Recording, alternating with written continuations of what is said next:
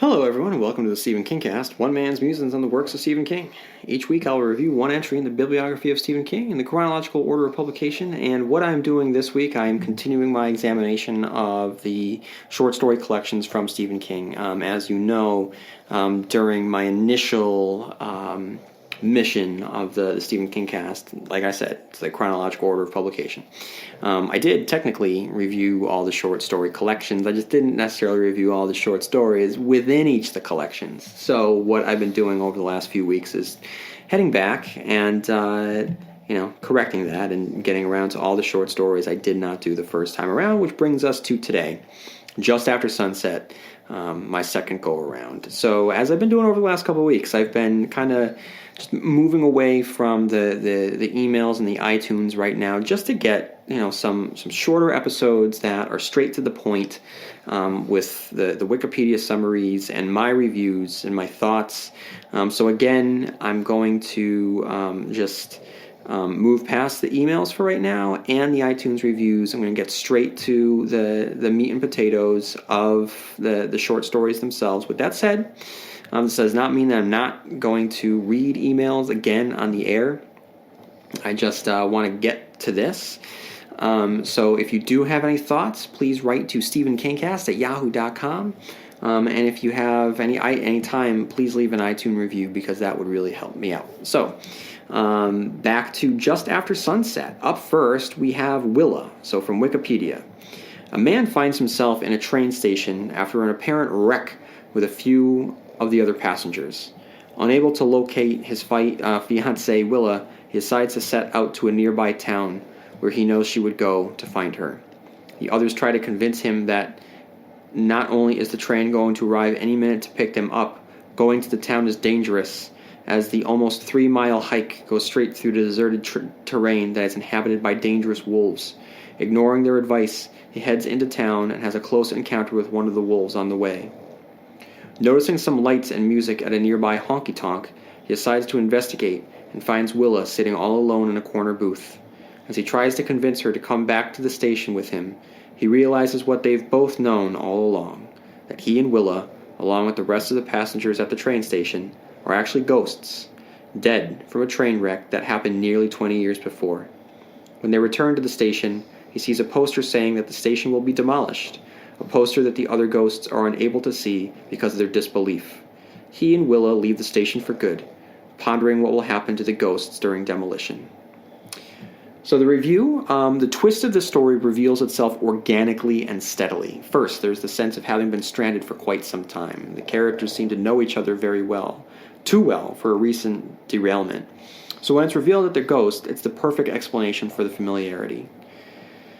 I'll get to the ghost story of it all in a moment, and the possible metaphor that lies within, but first, I just have to acknowledge the beauty of the writing itself. His knack for observation has never been keener when he writes. Night came on, and the stars unrolled across the sky from east to west, like a rug with spangles in it. Or when he writes, he heard faint music, a bass line, and the cry of a pedal steel guitar, which always sounded to him like chrome teardrops, even in happy songs.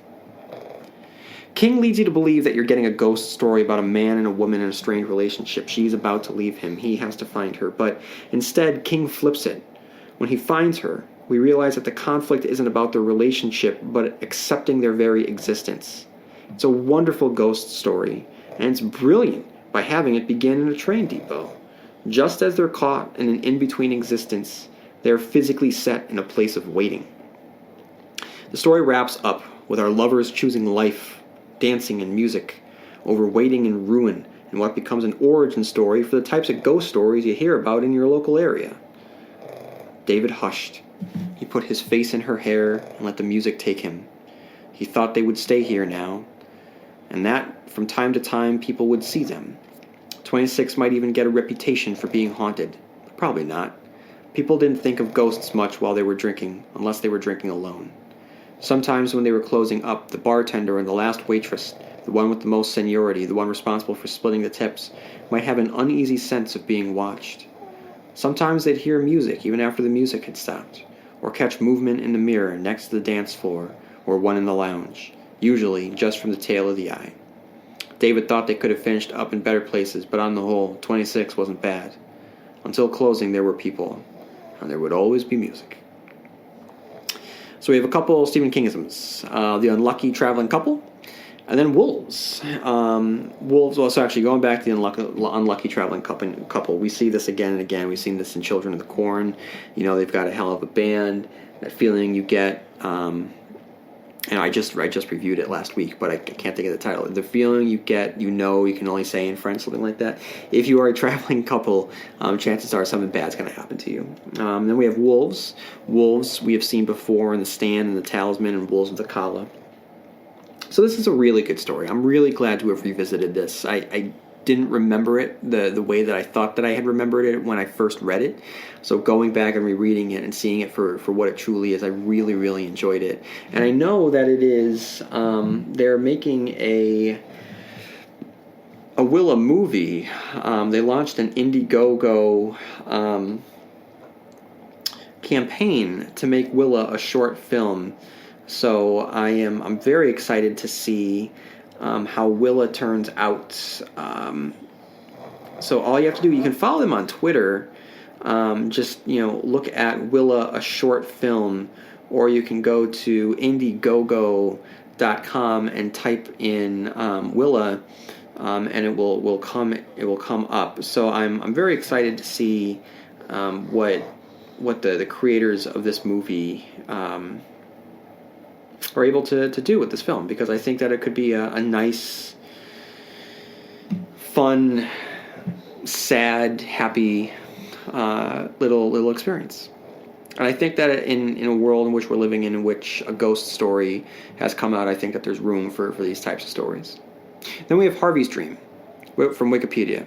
Harvey and Janet, a middle-aged married couple in a dysfunctional relationship, discusses over breakfast in detail how Harvey woke up screaming from a dream he had. One of their daughters was run over and killed. Janet soon realizes how the details of the dream are unerringly accurate for the morning, especially noticing how their neighbor's car has a dent in it, along with what looks like a blood stain and a dark patch of dirt or hair. The story ends when Harvey answers a phone call, as he did in his dream, presumably confirming Janet's mounting fears that the events of the dream are true. Everything Harvey described were actual events from earlier that morning, only believed to be a dream due to Harvey's self-denial and his onsetting Alzheimer's disease. My review. Not only is this a brutal examination of a long-term marriage, which I'll discuss in a moment, but the building dread as Harvey begins to work through his dream is haunting. In fact, for those of you who have seen Mulholland Drive will know that people describing their dreams can be more terrifying than anything you'll see out of a typical horror movie. It's terrifying through the perspective of Janet, and something that we can all relate to. Who among us hasn't had a horrible dream in which we were trying to scream but couldn't make the proper sounds to speak? It's little details like that make it seem as real as it does. But let's look at what Wikipedia said about the story. According to Wikipedia, the events of the dream are really real events that had transpired earlier that morning because Harvey had already received a call from one of their daughters informing them about their daughter's death. However, I'm not quite sure that adds up. Because of its Alzheimer's, which is mentioned in the story, then both our main characters suffer from it, because Janet has no recollection of the phone call. And if the daughter is calling them because the police have informed her of the fact that the other daughter had been killed, then how is the car still in the neighbor's driveway and not impounded? Unless the police have discovered the body, but not the car, I suppose. Either way, I'm not sure I buy the Alzheimer's bit. Not literally, anyway. The slipping reality of existence through dream logic can certainly represent the effects of Alzheimer's from a symbolic standpoint, but I'm not sure if the characters actually have Alzheimer's. Does that make sense? Kingisms. We have the examination of marriage. King, at this point in his career, has been really examining marriage a lot. We have LT's theory of pets. We're going to be having a good marriage coming up soon. We have that thing you can say only in French. Okay. Up next, we have Rest Stop.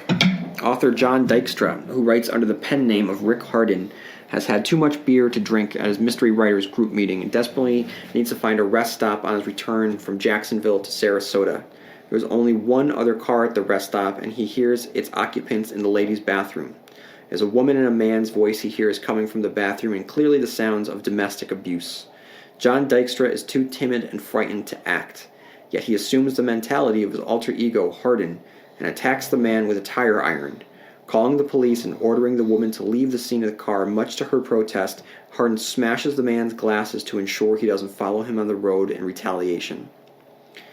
After some time, Hardin mentally reverts to Dykstra, who begins to vomit out the side of his vehicle when the adrenaline rush of the incident wears off.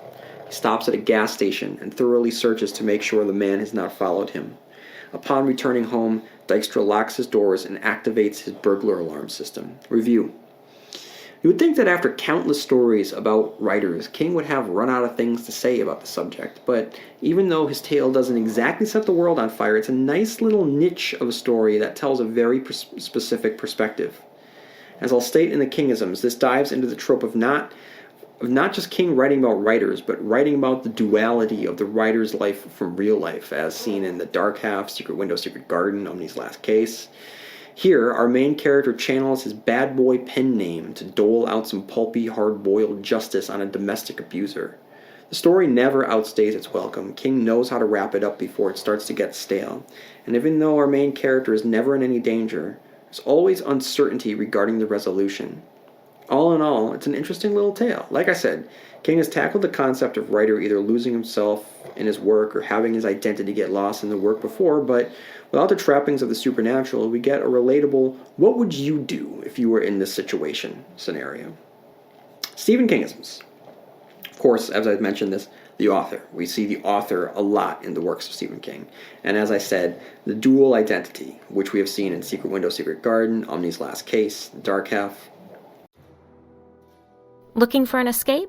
Try Ghosts in the Burbs, a podcast that began as a collection of stories about the people of Wellesley, Massachusetts, and the ghosts and monsters who haunt them, and expanded to include cozy scares in other suburban settings. Ghosts in the Burbs is written by me, Liz Sauer. These stories include no gore, no extreme horror, and no ads, ever. Just cozy, creepy escape. Find Ghosts in the Burbs wherever you listen to podcasts. Up next, we have Stationary Bike. The story opens with Richard Sifkitz, a commercial artist and widower, visiting his doctor and staring at the results of his physical. Richard's cholesterol is dangerously high, largely due to his fast food intake. The doctor tells him an interesting anecdote in relation to the number. He likens Richard's metabolism to a team of workmen who clear the various junk foods that Richard ingests. As Richard ages, these metabolic workmen tire out and begin to slow down, resulting in heart trouble. The metaphor strikes Richard, and he ultimately becomes somewhat obsessed with the idea. Determined to lose weight, Richard sets up a stationary bike in his basement. At first, he hangs a map of the United States on the wall, imagining himself traveling to a foreign destination with each mile. As time passes, though, the notion of the metabolic workmen enters his mind again, and he paints a bizarre landscape on the mural depicting 4 tired workers clearing a fat-laden road. Richard's exercise soon produces results. He loses weight, and his cholesterol plummets. Sometimes later, he has a horrible nightmare about one of the workmen committing suicide. He is even driven to put the imagery of his dream to paper, but that's not enough to give him peace. These events cause the mural Richard has painted to transform, warping into a more nightmarish appearance with every passing day. Despite these warning signs, though, Richard cannot stop exercising. He enters a trance when he rides, and he seems to enter the mysterious landscape as he does. Desperate with fear, Richard even goes so far as to try taking the machine apart, but he silently finds himself riding on the bike one last time. Suddenly, he's run off the road by a pickup truck and finds himself face to face with the 3 remaining workmen on the crew.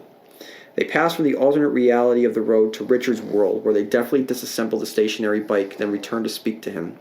They angrily accuse him of ruining their lives. Without a stream of fatty foods, they have stopped receiving income for their work. The workmen list their expenses and explains that their loss of income drove their fellow member to suicide.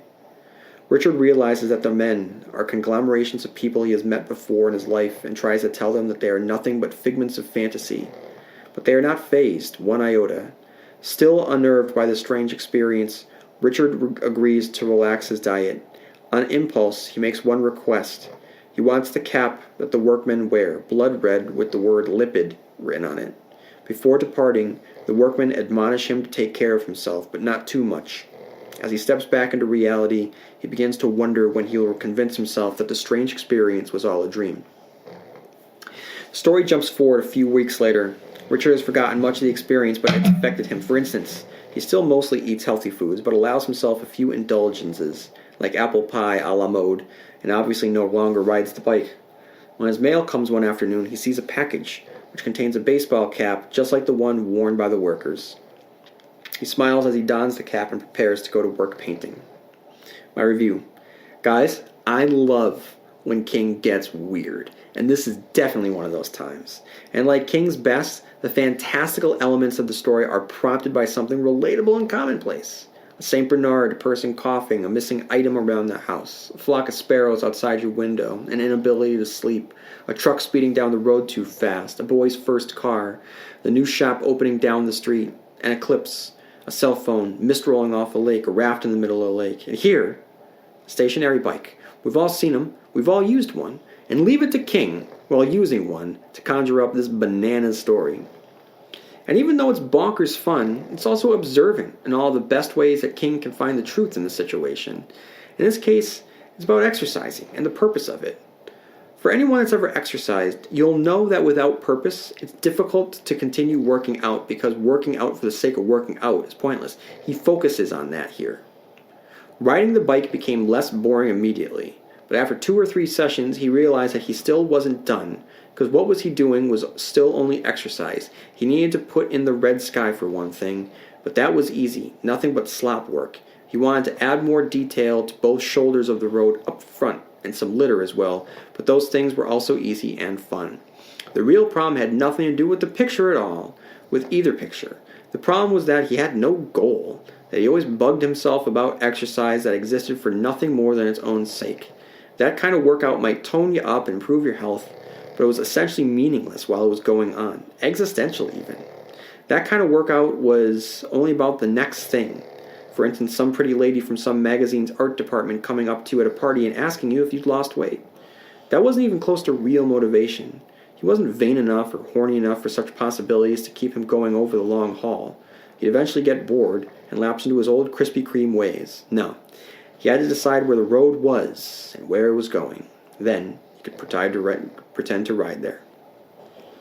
This doesn't conclude with the vengeance or horror or even body horror as you might think it would. Instead, it ends on the musings of existentialism and the importance of moderation. By the end, he isn't shaken to his core or threatened into stopping, but instead, he realizes that he just needs to take it down a notch. And I love that. Stephen Kingisms. The painting. We have seen magical paintings before in Rose Matter, The Road Virus Heads North, The Dark Tower, Duma Key. In fact, of all the stories that feature supernatural paintings, this hew's closest to Duma Key, which sees its main character as a conduit for inspiration much in the way that our main character here will lose himself in the art of painting. Chronologically, Duma Key and Just After Sunset both came out in 2008, with Stationary Bike having been first published in 2003. Second Stephen Kingism, The Traveler Losing Himself in a Trip. This actually makes for a nice companion piece to Mrs. Todd's Shortcut, if you think about it. Number 3, we have The Dream. King loves his dream sequences. And 4, Addiction. He's addicted to the stationary bike. It's not alcohol or drugs the way that King has written about before, but no, this guy is addicted. Easter eggs. There's a little joke in this story. One of the metabolic work crewmen's name is Whelan. The character in the story is brought through reality from a painting. The joke, of course, is that the artist of the gunslinger in the Dark Tower is Michael Whelan. And that's not just a throwaway reference. It's explicitly stated this character is named after our Michael Whelan. So I thought that was a really nice touch. Up next, we have The Things They Left Behind. Wikipedia. Almost a year after 9/11, strange things start to happen to narrator Scott Staley, who, at the time of the attacks, is employed at the Light and Bell Insurance on the 110th floor of the World Trade Center. Not only is Scott unable to get rid of his survivor's guilt, on 9/11 he followed an inner voice that told him to take the day off to enjoy the sun. But things belonging to his late colleagues start to appear in his apartment. A pair of sunglasses, a baseball bat, a farting cushion. Scott can easily identify them all. After convincing himself that they're not illusion and that others can see them, he tries throwing them away, yet they reappear after his return home. He confides in Paula, a neighbor, who offers to stow away one of the things. It triggers the most horrible nightmare of Paula's life, recreating in her mind the last minutes of its proprietor. Paula immediately returns the object, but makes Scott understand his mission. He must give the things to the victims' families, and upon seeing the joy on their faces, he feels his guilt slowly fade away. So the review. There's a couple things here. This is well done, and he captures the magnitude of 9/11 in a very poetic way. I mean, he bypasses the human involvement and creates a description that indicates the fundamental aspects of how the universe failed us on that day by describing it as the sky falling down. I mean, this is about connecting with people. You think that he and Paula have made a connection, and he gives it a little twist, and it's not going to be as happy, but it's still about the people, referenced by the objects that have been left behind. And really, it comes down to that story that we hear again and again and again of survivor's guilt and having that warning of not getting on a plane or not getting on a train or not going to work on a particular day. And we see that here, and it's done well. We have Stephen Kingisms. First is objects appearing in a story marked by a major historical event. It's very specific, but it's not the first time we've seen this. In the novella, Why We're in Vietnam, from the collection Hearts in Atlantis, one of the characters, a Vietnam vet, believes that random objects begin falling from the sky. Similarly, in a post-9/11 world, here, our main character has to deal with random objects linked to September 11th. And the date, 9/11 itself, this is a Stephen Kingism. We've seen this before within the works of Stephen King. Dr. Sleep and The Dark Tower come to mind. And correct me if I'm wrong, guys. Write in if I am wrong. Maybe I dreamt it. I'm not sure. But I could have sworn that this has been optioned for a series. I'm not sure, but it sounds right. Hey, up next, we have Graduation Afternoon. This is a short story by Stephen King, originally published in March of 2007 issue of Postscripts and collected in King's 28 collection of Just After Sunset. The story tells of a young woman enjoying her wealthy boyfriend's high school graduation party at his suburban Connecticut home when she witnesses the destruction of Manhattan by an atomic bomb. Review. The image of the mushroom cloud is nothing new, but King places us front row center, nevertheless, and makes it his own. And it's really just about the dread of that happening. It's a short story that just places us in it. And right now we are living in a world where nuclear threat is more talked about than it has been since I was a kid in elementary school. Nuclear threat was not something that I ever really recall hearing about or worrying about during the when Clinton was president, when Bush was president, when Obama was president. I don't really recall nuclear conversations the way that we're having nuclear conversations now. And then Stephen Kingism here is youth juxtaposed against the backdrop of the end of the world, which recalls Night Shift. Up next, we have New York Times at special bargain rates. From Wikipedia, a widow answers a phone call from her husband who died 2 days earlier in an airplane crash. He is presumably in the afterlife. The husband predicts 2 tragedies which later come true and helps his wife avoid death herself. This is a bittersweet little story that flies by on the strength of its conversation. King has already done this a bit more suspensefully with Sorry, Right Number, but he's not attempting to mimic the mystery of the call from the dead. Instead, he uses it as a springboard to craft an effective little what-if story. What if you could talk to a loved one, if only for a few short minutes? It's all that this story is. It's no more, no less. So Stephen Kingisms. Phone call from a dead husband, which I just said, Sorry, Right Number. Number 2, characters playing hearts. Jimmy is playing hearts in the afterlife. Of course, hearts most famously was seen in Hearts in Atlantis. Plane crash. We have seen that from The Feeling. You can only say what it is in French. The things that they left behind. The dead aware of death while in purgatory. We saw this earlier in Willa. Then we have Mute, Monette, a middle-aged traveling book salesman, his first name is never given, goes to confession. When the priest asks him what sin he has committed, Monette admits that while he believes he has sinned in some way, he is not entirely sure what he is guilty of. He then explains the events of the preceding days. While on the road, Monette picked up a hitchhiker carrying a sign proclaiming him to be deaf and mute. Once in the car, the hitchhiker seemingly falls asleep. Since Monette believes that the man cannot hear him, he decides to vent his problems to him. Sometime before the story, Monette discovered that his wife had been carrying on an affair for 2 years with a teacher in the school district she worked for. Despite their ages, he was 60, she was 54, their activities included binge drinking, fetishism, and compulsive gambling. She was employed by the district in an administrative role and had access to large amounts of money, which she soon started to embezzle from her employer in order to buy various erotic underwear and sex toys.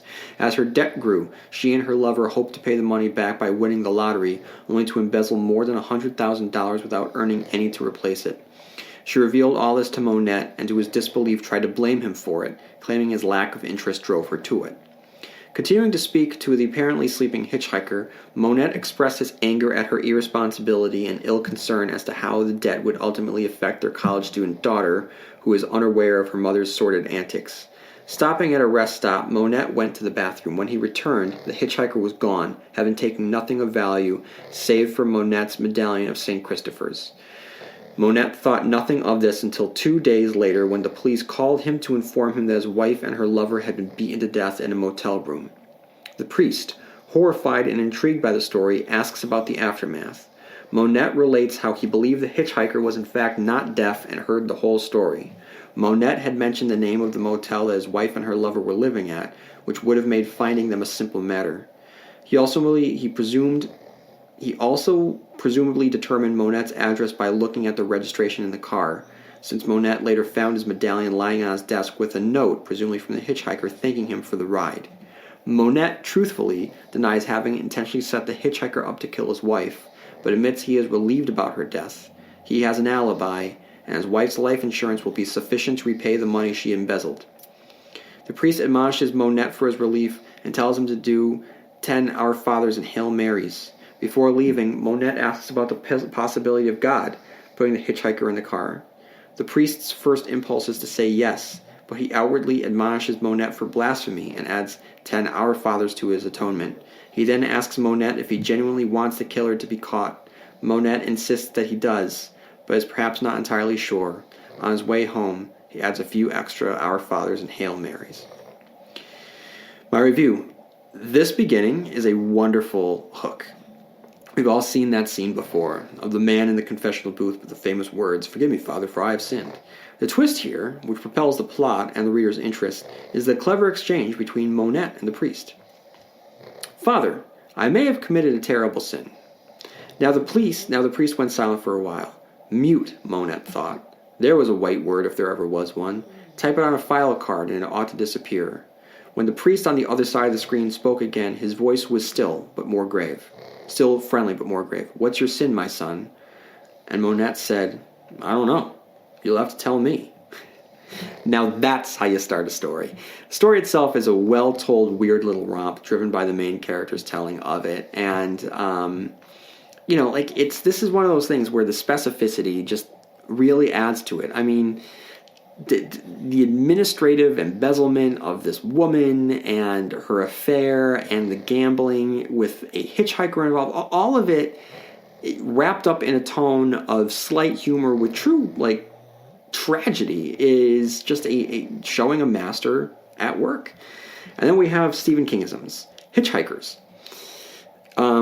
Just the fact that a hitchhiker factors into the story at all conjures the story The Hitchhiker from Creepshow 2, but we've seen them in other stories before, Chattery Teeth, The Talisman, and others. But specifically, we have a sub-Stephen Kingism, which is deaf hitchhikers. Nick Andros was a deaf traveler in The Stand. Marriage and murder for Stephen King sometimes goes hand in hand, as we've seen with A Good Marriage and L.T.'s Theory of Pets.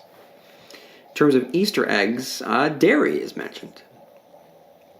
Then we have Ayana from Wikipedia. A man recounts his father's battle with pancreatic cancer in 1982, culminating in the intervention of a blind 7-year-old girl named Ayana. After being kissed by the mysterious child, similar to John Coffey in The Green Mile, Doc Gentry makes a miraculous recovery from the edge of death, and the narrator discovers that his own part in the working of miracles is only the beginning. Over the following decades, he describes visits from a man who delivers him to others in need of their own miracles. My review. The Wikipedia entry references The Green Mile, and it's true that the story invokes the thrust of that novel and opens up the character of John Coffey in strange and unexpected ways. Now, there's two ways of looking at this. One from the literal connect-the-dots kind of way. That is, if you take everything that King has written to fit the pre-existing continuity, that means that you have to easily assume that because John Coffey was a healer of men and women, then these healers are the same. And because Coffey's time took place in the early 1900s, then you could argue that he wasn't a part of this group because the group and the purpose of this group came later. That these healers found each other and did what they could to provide a little bit of healing in a damaged world of sick people. The other way of looking at it is that King likes playing with similar ideas over and over again, and I think that that's what we're seeing here. And you can tell when King wants to connect those dots, he does it for us and makes fun Easter eggs. He would have referenced John Coffey or The Green Mile itself. We don't get any of that, so I think that he's just riffing on a pre-existing concept. And guys, with that, I have concluded my thoughts on Just After Sunset. If you want to hear my thoughts on the stories that I didn't review here, all you have to do is just go back to my first review of Just After Sunset. But it was good to review these ones because I really enjoyed heading back into this particular collection. I loved reading Willa, for instance. That one really spoke with me more than it did the first time around. Okay, guys. So now that I have concluded my review of the short stories that I didn't get to my first time around, I'm kind of not sure what next week's episode is going to look like, but make sure that you do stick around for next week's episode because there will be something. In the meantime, may you have long days and pleasant nights, and I'll see you here next time where MOON spells Stephen King Cast.